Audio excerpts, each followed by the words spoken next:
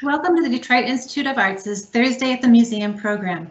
I'm Tiffany DeZerman-Suzicki with the Rochester Hills Public Library, joining you today to celebrate our library's Inside Out installation. Now in its 11th year, the Inside Out program brings high-quality reproductions of the DIA's collection to outdoor venues throughout Metro Detroit to increase engagement between the museum and its diverse audience. During today's program, we'll be looking at images of flowers, gardens, and animals, starting with Mary Cassatt's In the Garden, where a reproduction is now on view at the Rochester Hills Public Library. At the library, you can also see a new addition to the Inside Out collection, Florine Stettheimer's Love Flight of a Pink Candy Heart, and a classic, Vincent van Gogh's Postman Roland. You are welcome to ask questions throughout the program. You can do this by selecting the Q&A icon on the right side of your screen. Questions will be read on screen by Christine Mark, the DIA's Manager of Volunteer Development. This event is being recorded, so if you'd like to watch again later, you can find a link on the DIA's Facebook and YouTube pages or on the Rochester Hills Public Library's Facebook page at Rochester Hills PL. Today we welcome our newest hosts, Kathleen McCall and Lori Grasso, with the famed professionals Ray Henney and Howard Rosenberg. Please give them a warm welcome. Good afternoon, everyone. Hi, I'm Ray Henney, and it's my pleasure to be part of the team that's presenting this wonderful presentation today, In the Garden. It's a fun and informative presentation, and we're actually going to be doing it not only this Thursday, but the next 2 Thursdays. I've been a docent for 3 years and have enjoyed it thoroughly. I'm also co-chair of the IPB, or the Docent Committee, with my dear friend Howard Rosenberg, who you're going to be meeting in just a moment. I'm actually still a practicing attorney at the Detroit-based firm of Honigman LLP, and I'm on the board of the European Paint Council of the DIA. So it's my pleasure to be here, and it's my pleasure to welcome Kathleen and Lori. Kathleen, take it away. Good afternoon, everyone. My name is Kathleen McCall, and I've been a docent at the DA for about 3 years. I'm a librarian. I've worked in various public and school libraries, and I'm currently working with the School of Information Sciences at Wayne State University, right here in Detroit. It is my absolute honor and privilege to be joining the Thursdays at the afternoon team. So thank you, and hello, everyone. Hello. My name is Lori Grasso. I am a retired kindergarten teacher. I have been a docent at the DIA for 10 years now. How time flies. I have also had the pleasure of being a co-chair of our committee a few years back, and I have the honor now of being the chair of the hospitality committee for Howard and Ray. I'm so happy to be with you all today. Howard. Thank you, Lori. Hi, everybody. I'm Howard Rosenberg. I'm a famed professional, and it's good to see all of you together here. Kathleen, you know he calls himself the talent now, since we've been doing this for 12 weeks. Oh, great, great. I know. This is just a preview of what we have in store. He's mute, that man. So it is a pleasure to be here. And Tiffany, thank you so much for the introduction. And we're excited that you're here. And we're really excited for the Inside Out program. So we're sort of piggybacking 2 programs here today. By the way, I am also a trained docent, and I've been a docent for about 3 years. I'm retired. I am a retired chiropractor, and I'm in my 3rd term as an elected trustee on the West Bloomfield Township Board. Today, we are going to be talking about plants and animals and in the garden, and that's our big theme. And, you know, lots of people, well, everybody loves their pets. Everybody loves the outdoors. Everybody loves to garden. And artists throughout history have spent lots and lots of time painting gardens and painting animals and painting scenes of that. And so we're going to have a look at that today, and that's what our theme is. And so we're going to repeat a couple of the pictures, a couple of the paintings we've done in the past, but it's going to be with a different kind of look at them. we're going to look at some of the most iconic paintings that we have, and we're going to talk about them. We're going to talk about the style, we're going to talk about the meaning, we're going to talk about the content, and mostly what we're going to do is have some fun, and hopefully you will enjoy our hour together.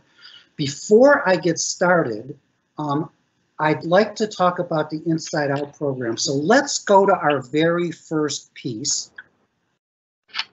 In the Garden by Mary Cassatt, an American painter. We just talked about her a few weeks ago in relationship to the women's suffrage movement. Mary was a strong supporter of women's rights, and she held exhibitions of her painting to support women's rights, women's suffrage program. Her life spanned the suffrage movement. She was born in 1844, 4 years before the first women's rights convention in Seneca Falls, and she passed away in 1926, 6 years after the 19th Amendment was passed. This reproduction, this photograph of her painting is on view, a reproduction, a high quality reproduction is on view at the Rochester Hills Public Library in downtown Rochester. And we're proud that it's on view along with the Florine Stettheimer piece and the Van Gogh piece. The Inside Out program itself has been ongoing for the last decade. It's been in over 100 communities. What the DIA does with its community outreach is go to communities, place these paintings in there to share the joy that we have of these pieces, and you can enjoy that while you're waiting for the DIA to reopen, which will be reopening next week to members and people in the Tri-County area and to the general public following that. This summer, there's pieces at the Rochester Hills Public Library, the Lafayette Green Gardens, and Macomb Community College. And we're also going to be in northern Michigan, so people across the state can see us. There's going to be reproductions installed on Mackinac Island and in Bel Air by the end of July. But that's enough. Let's start talking about the piece. So Kathleen, I'm going to ask you some questions about the piece. Let's talk about this piece together. Let's look at this piece. And let's look at it from the top to bottom, side to side. Just take it in for a moment. And Kathleen, tell me what you notice about this piece. Well, the first thing I noticed, Ray, is that, Howard, I'm sorry, is the little girl who's looking right at us, and she's wearing a big sun hat. And it looks like there are flowers in the background, almost framing the sun hat. And she's gazing at the other figure, which is a woman. And the expression on the little girl's face, she's kind of looking at the older woman with kind of love and affection and trust. And I can't help but wonder if maybe that is her mother. But at any rate, they're outside, apparently. They should be in a beautiful sculpted garden, and it would appear to be a beautiful summer day. Thanks, Kathleen. So yeah, so that's the painting. And what we didn't get to talk about last time is if you were with us, we talked more about Mary. And this is Mary Cassatt right here in the 1900s. And Mary, her style was to paint women and children, private moments between women and children, the tenderness between women and children. That's what she did. She was a young artist. She started at the University of Pennsylvania art school at age 15. She hated it because they wouldn't let her paint live models. Because she was a woman, they forced her to just paint and practice on plaster busts and plaster casts of things. She went to Paris. She was befriended by Degas, who helped her and included her in the exhibition of the Impressionists, who we'll talk about a little bit later. But let's go to this painting. Let's talk about the garden. So she calls it In the Garden, but in this case, the garden is secondary to the people. But look at closely, and what do you see? You see she has the ground going all the way from the bottom to the top. You see very little sky, just a touch of sky here and here. but mostly it's the garden. And she has you, the viewer, almost right up next to the woman and the child. And we can't be sure if it's the mom or an aunt or a neighbor, but it's clearly a tender moment between the two of them. And it's not sentimental. It's just a tender moment. It's very, very sweet.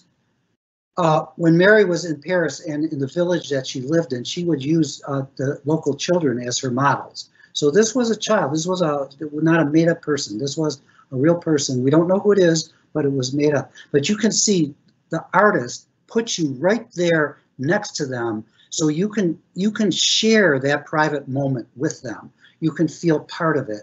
And as I said, the garden is feeling calm, serene, comfortable, but the star of this painting is not the garden, it's the two people. Christine, are there any questions about this piece or anything so far? No, we're good. Thank you, Howard. All right. Well, our next piece is going to go to Kathleen, and there's Mary again. And Kathleen, you can take it away. Okay. Thank you, Howard. Here we see a collection of flowers in a glass vase, and there's quite a profusion of flowers, and we see all different kinds. Down near the bottom, the three pink ones are cabbage roses, and we see one that's still just kind of budding. We see one that's completely open, and we see another one that's already beginning to droop. As we move up through the display, we see all sorts of lilies, and we see at least two, maybe more tulips. And this is especially apropos because this painting was done by a Dutch painter. Her name was Wright, Reese. And she painted it in 1704. And when Rachel was growing up, her father was the royal botanist and a very well-known scientist. And Rachel helped her father when he was mounting specimens of flowers and insects for his collection. And at a very early age, she showed a really good eye for attention to detail. And so she was trained as an artist. And she went on and she became a professional painter. And she was very well regarded. She had quite a career. Her paintings were in quite a lot of demand, and she commanded large commissions for them. She even had royal commissions, and she was the first woman ever invited to join the Painters Guild in The Hague, which was the city where she lived. And Howard, I think we have a close-up of the painting. Can we take a look at that, please? Thank you. Lori, do you take a quick look at here, take a deep look, and do you notice anything else besides flowers in this picture? Well, I believe, Kathleen, that at the bottom I see some insects. Maybe perhaps a butterfly, bugs, ants, I'm thinking. Yeah, if you look closely at this, you'll notice that there are bugs everywhere. And once you see them, you really can't unsee them. And this was, again, this was one way of Rachel showing off her prowess at depicting bugs and insects, because just like not all these flowers would have been in bloom at the same time of the year, not all these bugs would have been out. But this is also another statement, because when we look at this, we see a still life with flowers. But anyone else who was looking at this picture in the 17th or 18th century would understand that this is kind of a subgenre of still life paintings known as vanitas or memento mori. And the subgenre was kind of a way of reminding the viewer that life is fleeting and that we are all going to die someday.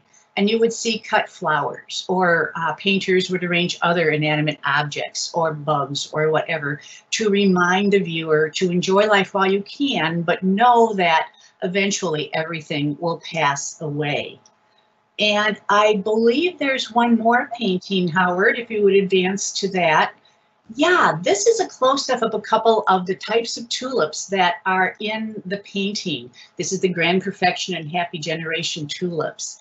And something kind of an interesting historical note is that, of course, the Dutch loved tulips. And if you've ever been to the Netherlands in the spring, you'll just see profusion. You'll just see tulip fields everywhere.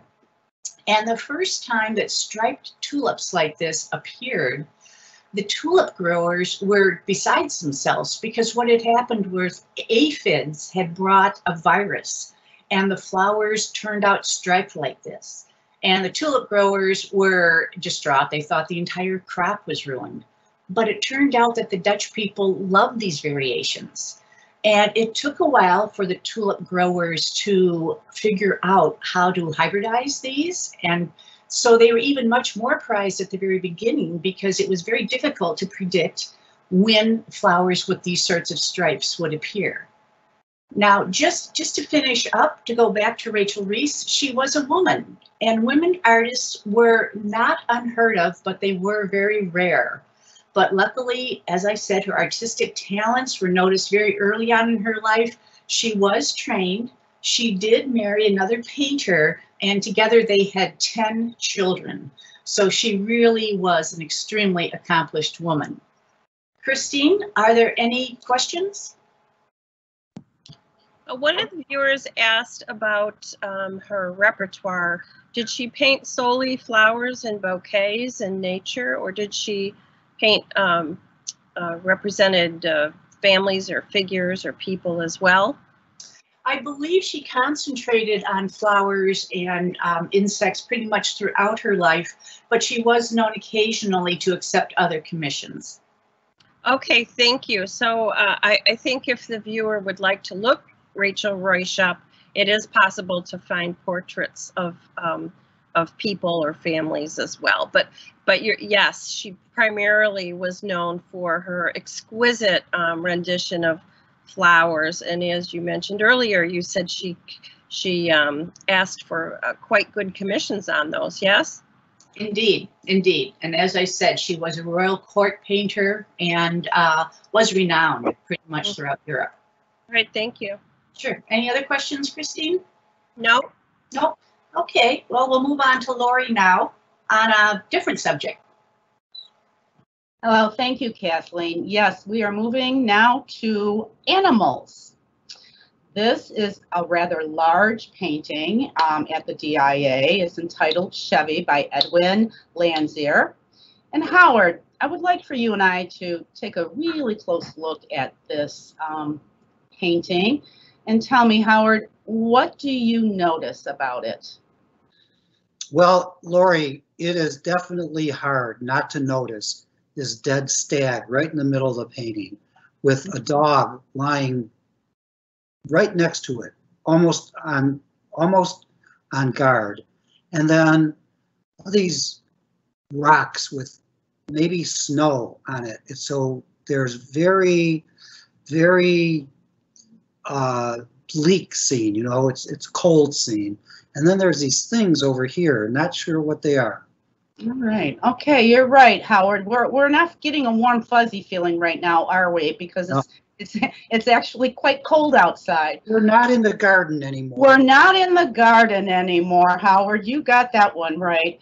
This image depicts a hunting dog loyally waiting for his master to come and retrieve the fallen stag that you noticed. A stag is a male deer, and you notice something in the right-hand corner over there. Those are actually birds, and so he's protecting the kill from predators, from the predator birds and other predators that may come and try and basically eat up the fallen stag.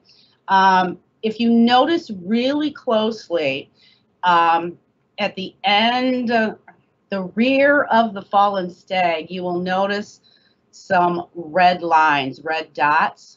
That actually is blood. If you take a look at the fallen stag's face, you will notice his tongue hanging out.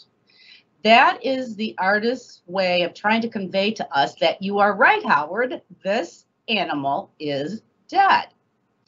This became a very popular metaphor for the people of England and their loyalty to the monarch. He became very well known for his paintings of dogs and stags. And was, help me understand how this is a loyalty to the monarch? well, because the dog is guarding the fallen animal from the predators. And he's waiting for the master, his owner, to come and retrieve it, probably take it away on a sleigh. So that is the symbol of loyalty, and it became a popular metaphor for the citizens of England. The artist himself actually became very well known for his ability to paint dogs and stags. He was known to have taught the children of Queen Victoria and Prince Albert, and often painted the children with a dog by their side. One of his last paintings actually was a very life-size equestrian painting of Queen Victoria. Upon his death in 1873, there was a massive funeral for him, which basically closed down all of London. And it's interesting for this this piece here. It has an alternative title. If you could switch to the next slide, Howard. This is actually a quote from the artist himself, and I will read it, but please feel free to read it along with me. Well, sir, if the deer got the ball, sure's death, Chevy will no leave him. So now we know the title of this painting is based upon the name of the dog. His name is Chevy.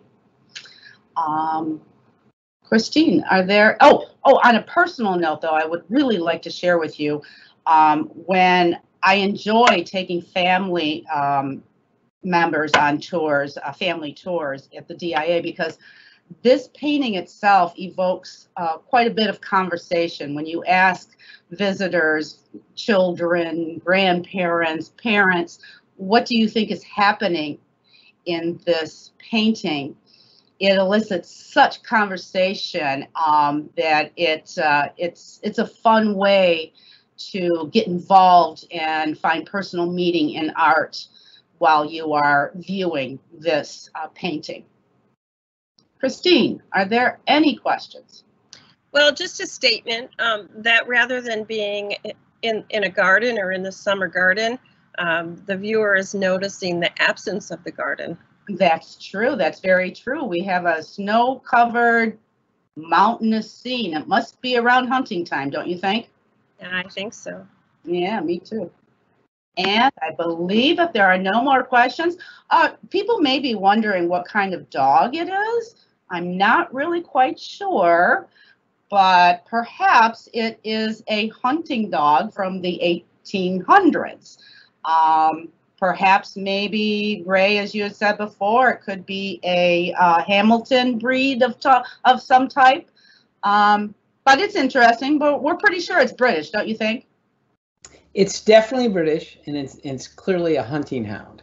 Yes. And with that said, Ray, take it away. Thank you so much, Lori. I appreciate it, and I appreciate your touring that piece. And now we have a piece actually from around the same time period as Chevy, from the 1860s. This is an important piece. It's a shield from the Cheyenne people, and it's displayed in the Native American galleries on the first floor of the DIA. It's not very large. It's about a little over 19 inches wide, and it's about 1.25 inches, 1.5 inches thick. It's composed of buffalo hide, deer skin, eagle and owl's leaves, brass hawk bells, and pigment. These shields were inspired by a vision during a dream in which an animal spirit appears to the owner of the shield. An image of the vision is painted to provide protection for the man who is using this shield in battle. This is a battle shield. The shield has a hard core of buffalo rawhide that provides protection against arrows, but it isn't very protective against bullets. It's not very effective. Now, this shield belonged to Little Rock. He was a Cheyenne man who was killed in a battle fighting General George Custer's 7th Cavalry in 1868. It was 2 years later that Custer, no, it's 3 years later that Custer met his final stand. But at this particular battle, Custer was a victor, and that's how this particular shield was obtained as sort of a victory trophy in that battle. Now, it's the paint is that you see is on the tanned buckskin, which is over the buffalo hide core, and it shows Little Rock's vision. Hey, Howard, you up still? Yeah, I haven't fallen asleep yet. Okay, great. So Howard, what do you notice about this? Well, it's really a fascinating and unique piece. And, you know, the first thing I see are the feathers that are attached to it in different places. And then behind that, there are these blue arches that almost encircle the whole shield. And then inside it are these birds, here and here and here. And then these 7 little circles right here. So thanks, Howard. And all those images are very important. In Native American culture, it is believed that all things possess an inherent virtue, power, and wisdom.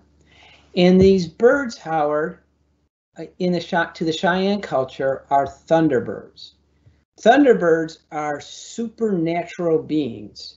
They're enormous birds, understood to be enormous birds, that were a symbol of power and strength and protected humans from evil spirits. They're called Thunderbirds because they had these large, enormous flapping wings that sounded like thunder. And actually, Howard, lightning would shoot out of their eyes. That was what was believed by the Cheyenne people. In fact, they attributed rain and storms to these supernatural beings. In Little Rock's dream, the Thunderbirds offered him this shield for protection, which caused him either to make this or to have someone make it for him. Now, on the next slide, Howard, yeah, we have here a close-up of some of the different types of feathers on the right-hand side that you were just mentioning. Mm-hmm. The feathers, the long feathers here, those are eagle feathers. Eagles were considered the strongest and bravest of all birds. And for this reason, these feathers symbolize the highest level of bravery, of strength, of holiness, and it provides additional spiritual protection to the warrior. The owl feathers, that's the smaller ones here, also have spiritual powers because owls were believed to have healing, strength, and spiritual good health, provide spiritual good health. And then on the left side, how are these 7 circles you talked about? Those represent a constellation in the sky, the night sky, the constellation Pleiades. Now, Pleiades in different cultures is sometimes referred to as the 7 sisters, but it has a different meaning, or did have a different meaning in the Cheyenne culture. It evokes a legend of a chief's daughter who gave birth to 7 puppies after mysteriously being visited by a dog that was in human form. And that human form vowed to the chief's daughter that, quote, wherever you go, I go. And that is understood to be a symbol of loyalty and constant protection, which is why this constellation is on the shield. But just as Lori was talking about, you and Lori were talking about why the dog was, protecting the animal, the dead animal and so forth. This idea of dogs being loyal, this symbolism of dogs and loyalty is not just in obviously the British culture or European cultures, but it was also even in the North American cultures. So let's go back and look at the shield again. You spoke about the blue border. The blue border for the Cheyenne culture is a representation of Mother Earth. And now Mother Earth gave the Cheyennes their first corn and buffalo. And as you say, Howard, Mother Earth is the ultimate or the all-consuming garden, right? It's the biggest garden of all, Ray. It's the biggest garden of all. So for the Cheyenne peoples, they very much lived in a spiritual world that was tied to nature. And animals and plants had important spiritual meaning and symbolism for them. Christine, are there any questions? There's actually a question about this piece in regard to how long, like we know that it was taken by General Custer and his troops after Little Rock was killed in battle. Do we know how long Custer kept it before it was donated to the museum? You know, I don't. It wasn't actually, it was donated from an American Science Museum in the 60s. And that's how we acquired it. But how they got it, I'm not sure, Christine. I'm not familiar. Okay, and also Custer has a Michigan connection, yes? Yes, from Monroe. He's from Monroe, absolutely. He was a hero in the Civil War, and that's why he went on to lead the 7th Cavalry. And unfortunately, like Billy Buckner in baseball, he's only known for his final defeat. Mm-hmm. Well, we know that after the Civil War, the U.S. government engaged in hiring the troops to go west and push the Native Americans west and annihilate the groups who were living. So I think Custer's troops were part of that national push. Without question. Unfortunately, yes. Yes, without question.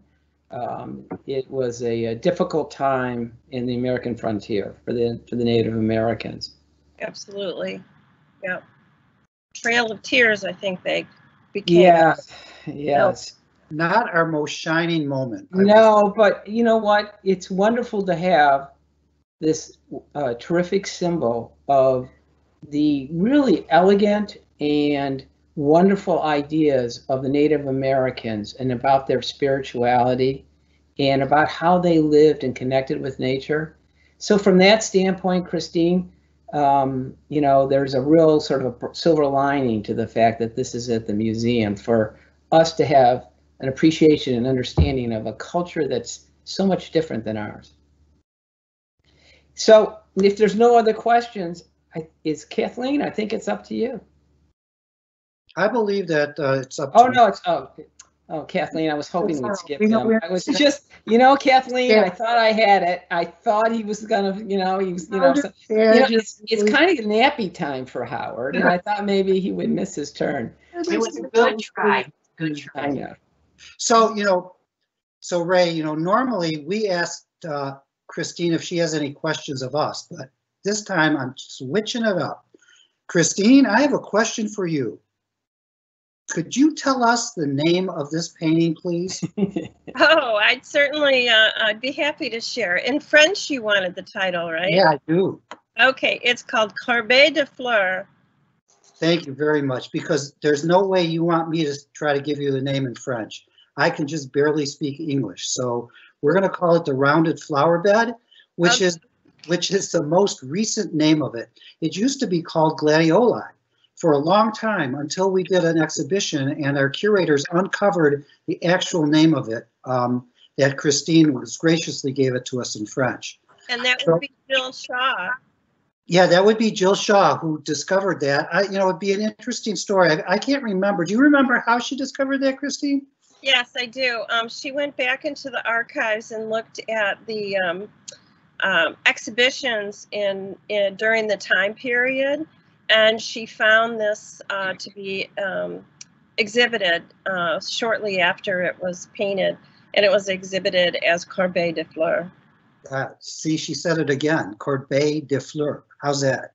And how about the town it was painted in? Would you like that too, Howard? The town it was painted in, Christine. It was painted in Argenteuil, France. Argenteuil, France. Argenteuil. Argenteuil. We're going to do a French We lesson. didn't know we were having a French lesson today. Yeah. All right, Argenteuil. everybody, one more time, Christine. No, I think we're good, Ray. Go ahead, Howard. There's a question in the audience. They would like you to explain what the back looks like. Oh, okay. So, Ray, move your cursor. The back looks like wood. It's a wooden frame, which has a lot of interesting writing on it. So clearly somebody had been at the exhibition and saw that what Jill Shaw had done was they had taken the painting off the wall and put it in a plexiglass case so you could see the front and the back. And the back, it was in some ways sort of more interesting than the front because you never get to see the back. Although, you know, it's incredible to look at the front of this painting. So we're back in the gardens, but this time when we talked about the Cassatt piece, the woman and the child were the stars of that painting. In this case, the woman is in the background and the garden is the star of the painting. And the woman is in a blue dress with a parasol. And this is Claude Monet's wife, Camille. So there's Camille. You just get an impression of Camille. You don't get a photorealistic painting of her, and you get an impression of these little butterflies flying along. And here's an actual photograph of Camille, who tragically died young. And this is Claude doing his best version of a millennial in his beard. And Howard, that's a COVID beard. Oh, that's a COVID beard. Yeah, you're right, Ray. Ray, how come you haven't grown a COVID beard? Because, Howard, I look like Fidel Castro, and my wife will not put up with it. Oh, okay, I got it. So let's look at this painting together. So, Ray, since you've been talking to me, what do you notice about the piece? Well, Howard, those just lovely flowers, the colors in those flowers, and the shimmering effect with the white. And of course, you know, as you mentioned, the woman in the background. There's this sort of sense of light and color, you know, and when you stand in it in the museum, Howard, it's just kind of overwhelming, really, the how that really hits you when you stand in front of it. Yeah, I agree. And Ray, if it's all right, I'm going to flip back here just for a second. Sure. Look how this is 1868 in Britain. Yes. Look how photorealistic that piece is, right? It's almost like he painted every hair on that dog's body. And now let's go back and look at this piece.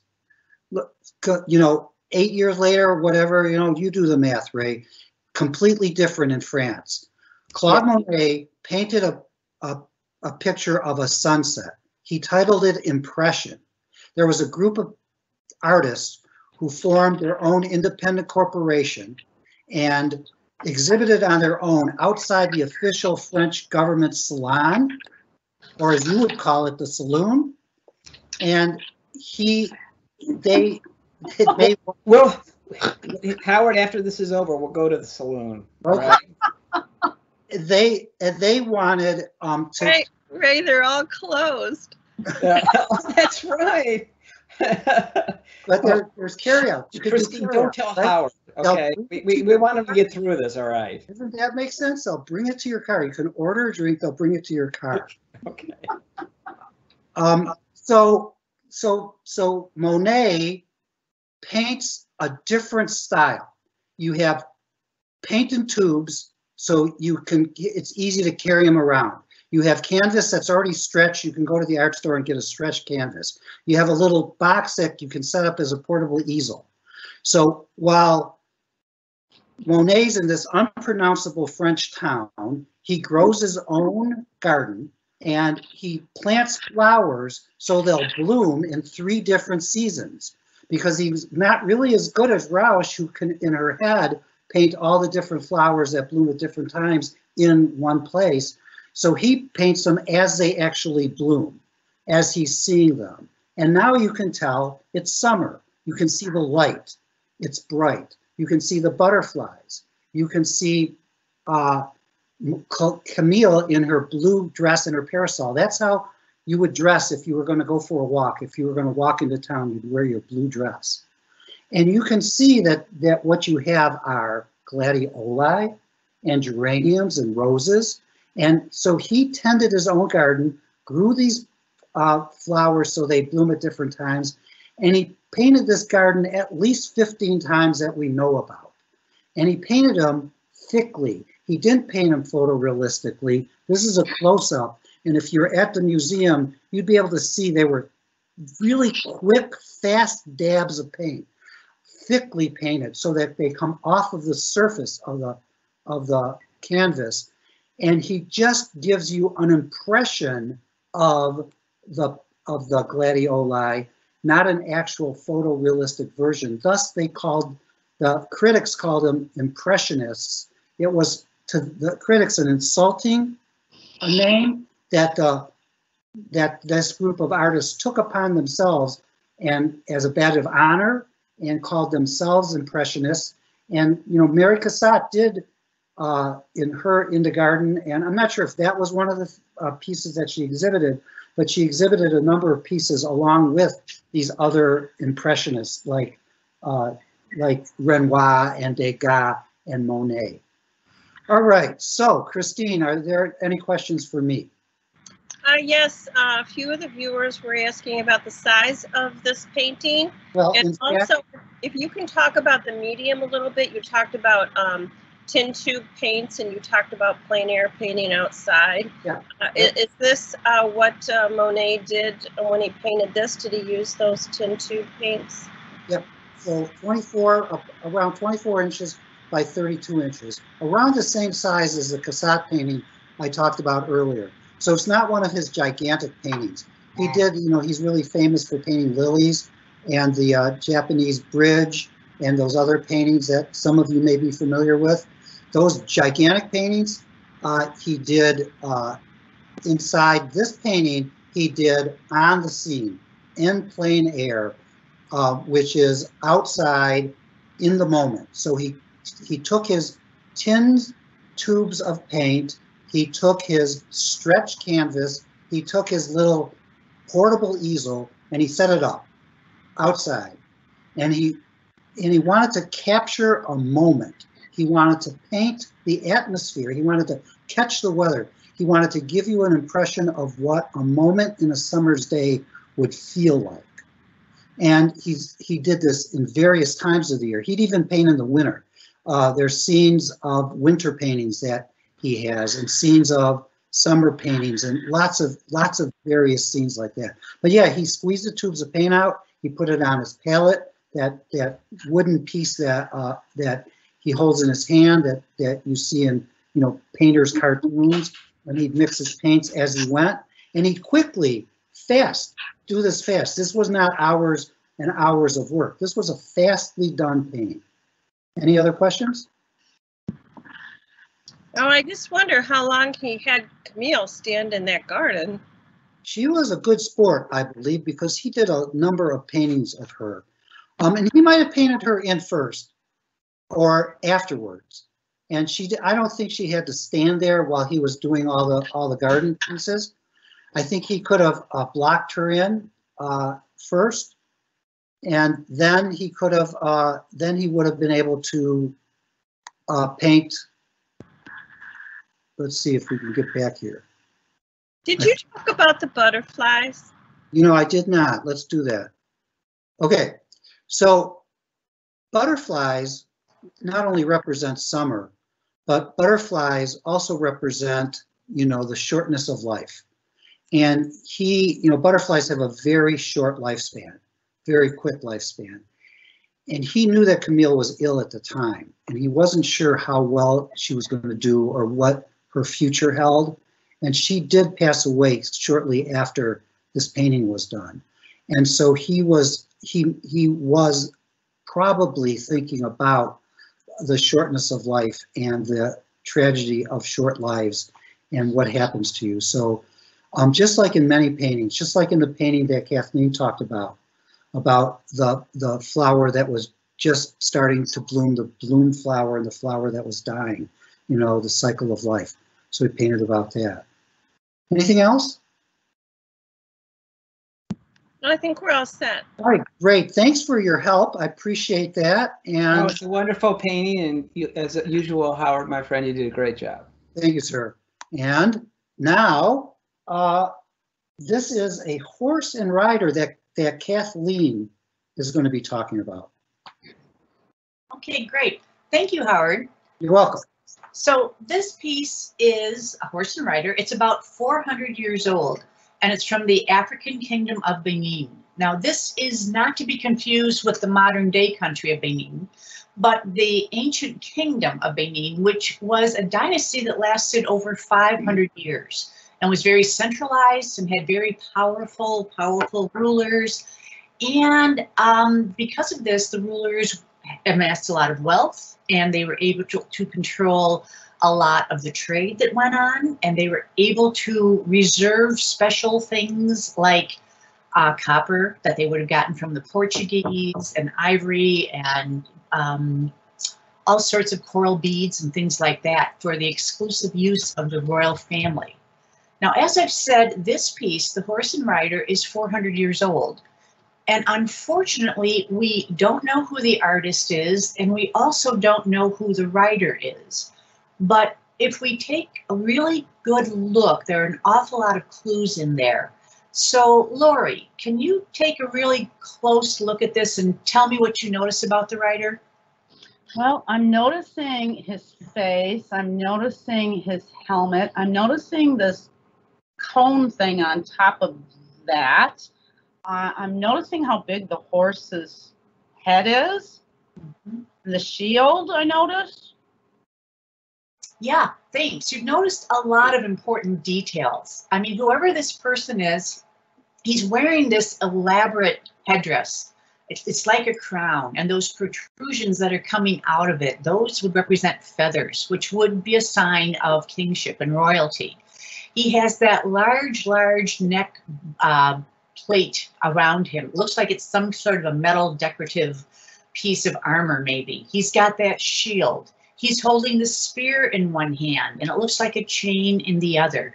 And if you look, you can even see that the horse's halter is decorated.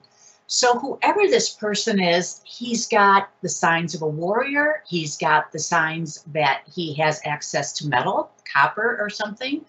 And if you look down, Lori, I don't know if you noticed or not, but the horse is standing on a pedestal. And there's kind of a woven design on that pedestal. It's been etched. We can see it on the front and the side. That was a design that was often associated with the royalty. So we've got a lot of clues, a lot of indications that this was probably a king, although we don't know who he is.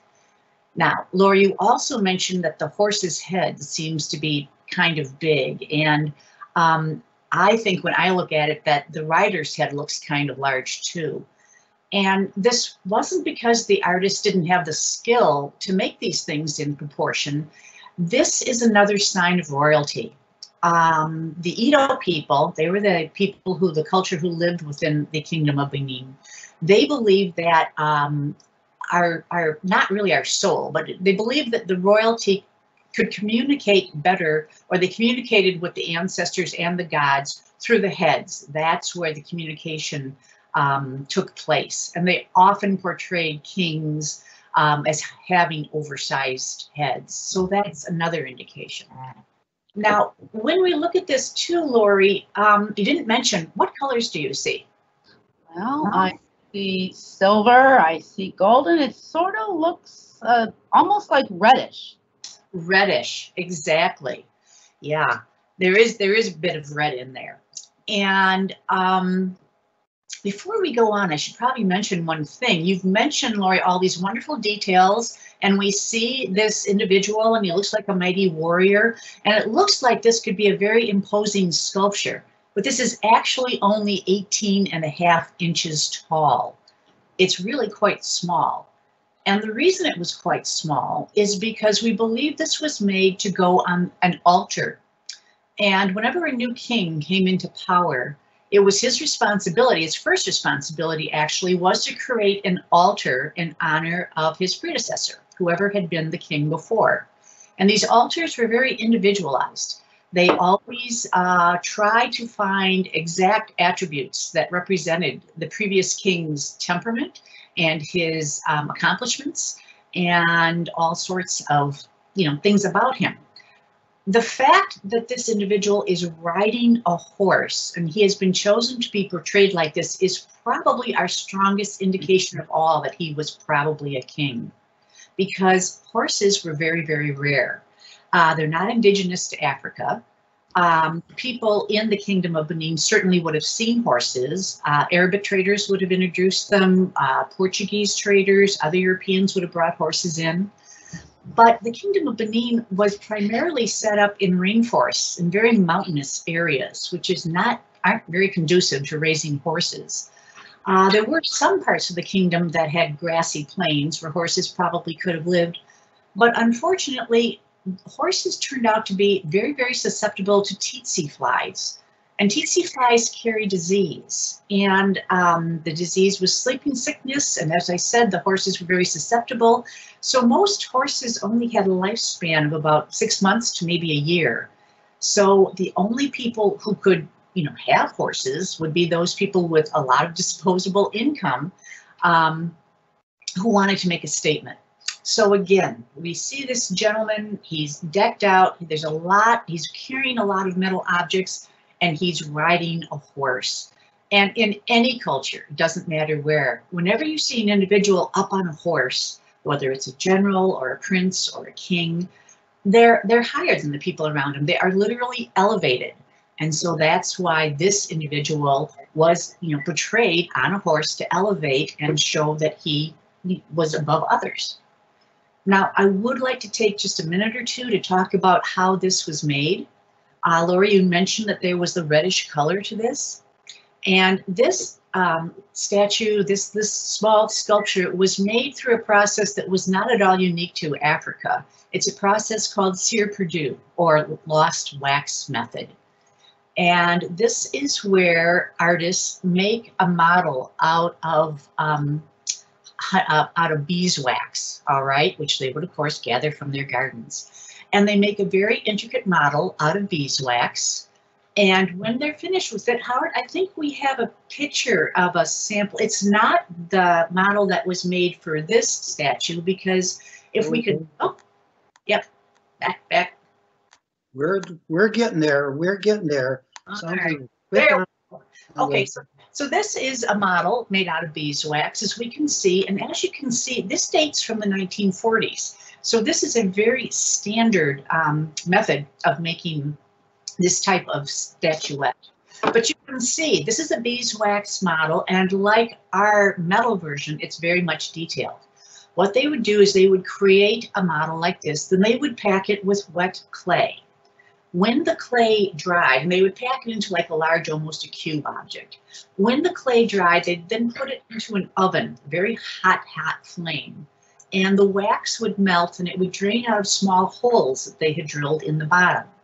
When the wax was completely melted and it drained out, they would have a hollow cavity inside that would be a model for this. Then they would take metal and they would melt the metal.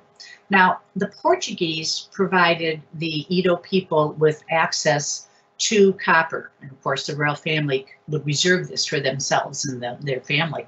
But copper is a very soft metal. They soon discovered that if they mixed it with zinc, it made the copper much stronger. And Lori, that's where the red color would come from. The brass color would come from the zinc. If they mixed the copper with tin, it would give them more of the golden color. And that would give them another opportunity. They would then pour the molten metal into the now empty clay mold. They would let the metal cool, and then when they were completely done, they would break open the clay covering and they would have the statue, which they could then polish up and shine up. And so, Howard, if we could go back to the original slide, please, of our... Kathleen, let's, before we go there, let's take a moment and check to see if there's any questions. Okay. Christine, are there any questions? Howard and Kathleen, there are not at this time. I think you can keep moving along. Okay, thanks. Okay. Okay, go ahead. Go ahead, Kathleen. Well, I just wanted to point out what, a fine piece of workmanship this is. And if there are no other questions, let's go ahead. Our next piece is going to be familiar to those of you who have been watching. Actually, Kathleen, we're running against the clock today. Yeah. So, but Kathleen, before we move on from this piece, you said it was the lost wax. Yes. Oh, so Howard got confused. He thought it was the hot wax process, and he thought it had something to do with his personal grooming. So I'm glad you clarified that, Kathleen. It's Howard. It's lost. Lost. All right. Lost, not hot. Okay, you got it. Okay. I can't Anyway, we're running against the clock. Unfortunately, we have so many pieces. Again, we're going to be covering this theme the next 2 Thursdays. We would love for you to join us. Next week, it's Cindy and Howard. Howard, and Howard's going to start out with this particular piece. You talk about In the Garden, right, Howard? Boy, Howard really wants to talk about this piece because, in Howard's mind, now that he's the talent, this is what he wants you to think is his house now, here in the background. Which is actually where Ray lives. Anyway, I hope you enjoyed today. We'll have fun with Howard and Cindy next week. And everybody, please, stay safe and be well. Thank you so much. Bye, everybody.